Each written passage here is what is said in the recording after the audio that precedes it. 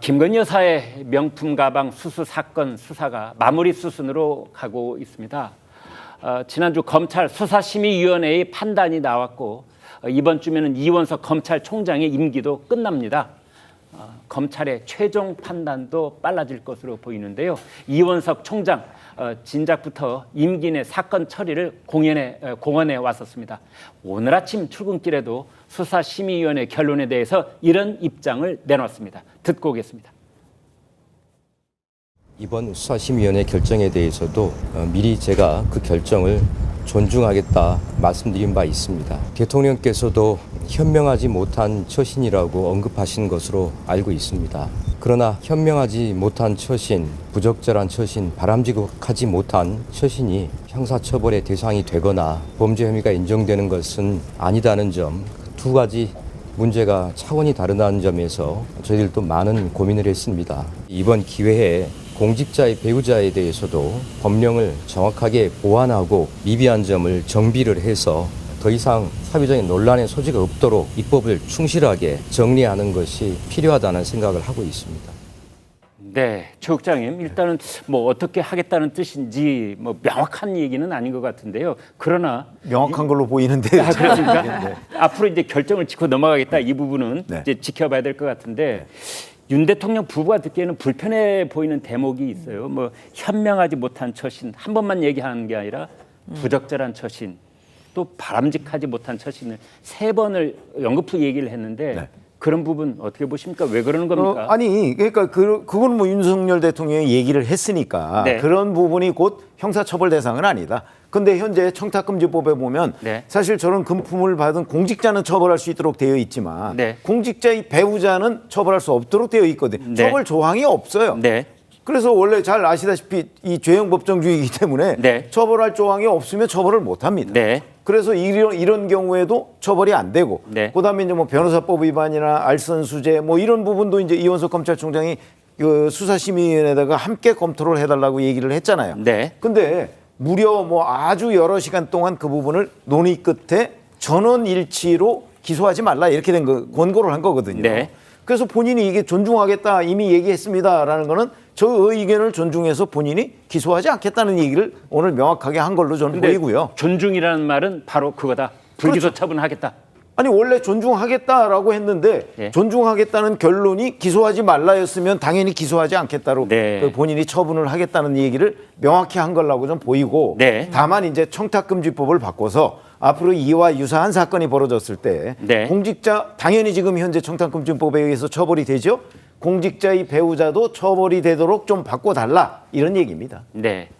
성재준 의원께요. 그런데 이번에 이제 문제가 된 이 명품 가방을 국가에 귀속해야 한다라는 입장을 김건희 여사 쪽 변호인들이 얘기를 한 것 같은데 대통령 기록물이 아니면 국가의 귀속. 최재형 씨한테 왜 돌려주지 않는 거죠?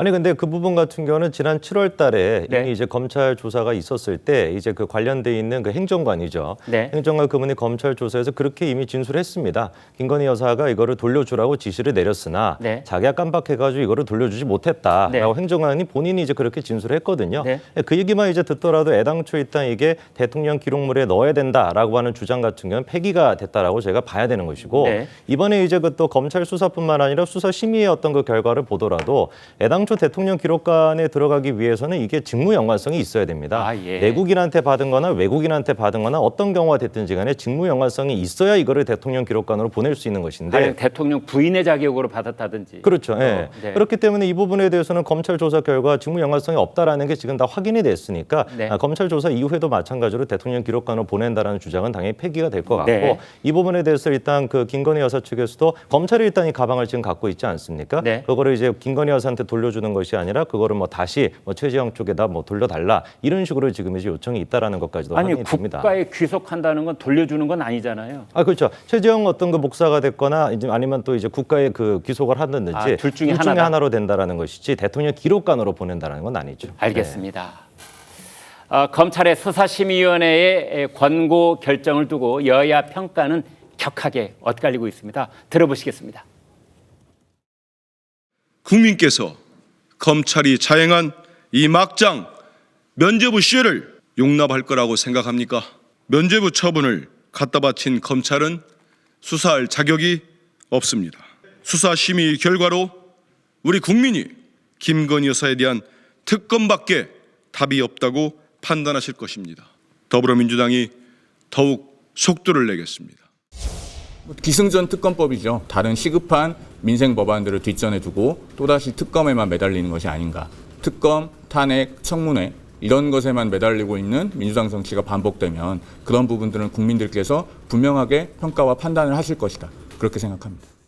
네, 장 변호사님. 그런데 수사심의위원회에서도 소수 의견이 있었다라고 오늘 좀 신문에 이제 보도가 되고 있는데 특히 그 중에서는 이번 주 목요일인가요? 있을 예정인 이제 그 도이치모터스 주가 조작 사건의 항소심 선고 공판이 있잖아요. 네. 그 결과를 보고 김건희 여사에 대한 판단을 다시 해야 된다. 뭐 이런 의견이 있었다고 그래요. 네, 맞습니다. 그런 이야기가 나온 것이 이번 주 12일에 있을 도이치모터스 주가 조작 항소심 판결에서 김건희 여사에게 영향을 미칠 수도 있는 그런 판결이 나올 가능성이 있기 때문입니다. 네. 항소심 판결에서 가장 중요한 거는요. 결국 계좌가 활용됐다라고 알려진 그 전주 손모 씨의 처분 여부일 텐데요. 왜냐하면 전주 손모 씨 같은 경우에는 1심에서 무죄 판결을 받았지만 항소심에서는 주가 조작 방조 혐의가 추가가 됐습니다. 그리고 검찰이 3년형을 구형을 했기 때문에 만약에 손모 씨가 유죄를 받게 된다라고 한다면 같은 처지에 있다고 볼 수 있는 김건희 여사에 대해서도 그렇다면 주가 조작의 방조 혐의가 인정될 수 있는 것이 아니겠느냐라는 논란이 생길 수밖에 없거든요.